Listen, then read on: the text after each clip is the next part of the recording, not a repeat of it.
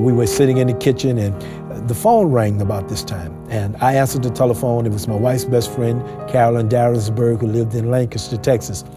I gave my wife the phone, and my wife said, well, I don't know where he's going. And she looked over at me, and I told her, tell her we coming to Dallas. We canceled church. We left that Saturday afternoon, got to Baton Rouge, and then we traveled from Baton Rouge to Alexandria, Louisiana. That's where we spent the night. We woke up the next morning, and then we went to Lancaster, Texas, right outside of Dallas. Of course, that was Sunday when we got there. Monday, Hurricane Katrina hit New Orleans with a glancing blow. That Tuesday morning is when the real tragedy began. And it was on that Tuesday morning that the city began to go underwater. When I looked at that news on that Tuesday, sitting in Lancaster, Texas, before that television, and I saw the 9th Ward covered with water. My church was in the 8th Ward, 2 blocks from the 9th Ward. When I looked at the Circle Food store that was in the 7th Ward, which was on the corner of St. Bernard Avenue and North Claiborne Avenue. My church was on North Claiborne Avenue and Music Street. The 9th Ward was covered with water. The Circle Food store was covered with water. 1 + 1 = 2. I reasoned and said, well, if the 9th Ward is flooded, if Circle Food store is flooded, my church is in between. It was at that point in time, it felt like everything in me fell out of me. Adam, I went into a state of depression like never before. Everything we own now, gone. That's all I could think of. Everything we had, gone. As I sat there on that Tuesday, that's all the news was showing. Woke up Wednesday morning, that's all I saw.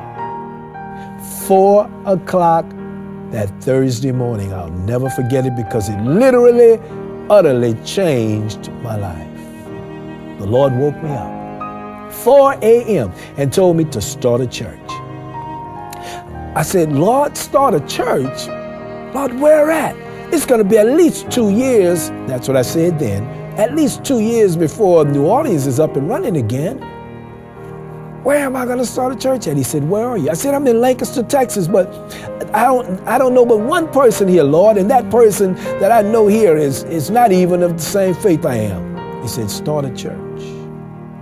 And Adam, I'm telling you, from that moment, my focus changed. That taught me a tremendous lesson. Whatever you focus your attention on determines your destiny.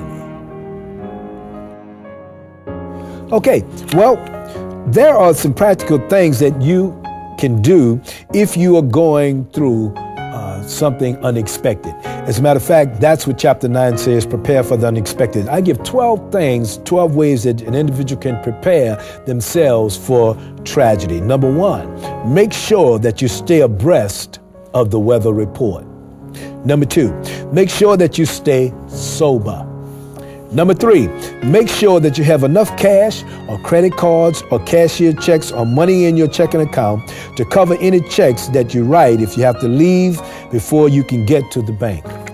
Number 4, make sure that you have transportation that we can make the trip, or that you can make the trip rather.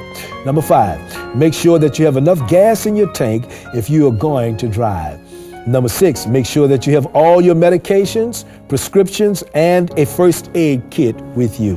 Number 7, make sure that you have spare batteries, a flashlight, and clean clothes. Number 8, make sure you have enough water and non-perishable foods to sustain you while you are traveling. Number 9, make sure that you have all financial records, statements, receipts, phone cards, and a cell phone in working order.